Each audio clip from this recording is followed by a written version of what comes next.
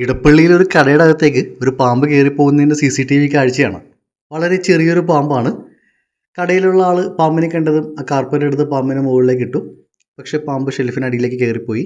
നമ്മൾ റെസ്ക്യൂ ചെയ്യാൻ എത്തിയ ശേഷം ഷെൽഫ് മാറ്റി കഴിഞ്ഞപ്പോഴേക്കും ആൾ അതിൻ്റെ അടിയിൽ തന്നെ ഇരിപ്പുണ്ട്. ദാ ഈ കാണുന്ന കുഞ്ഞനാണ്.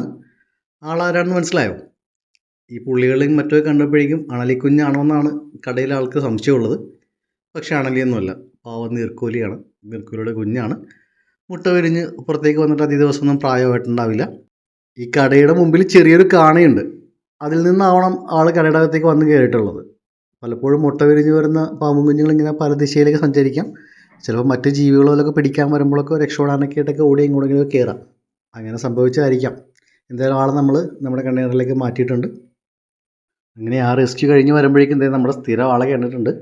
ആ ഭാഗത്തെ പുല്ലൊക്കെ വെട്ടി മാറ്റി കൊണ്ടിട്ട് ആളെ ഇപ്പോൾ എല്ലാവർക്കും കാണുന്നൊരവസ്ഥയാണ്.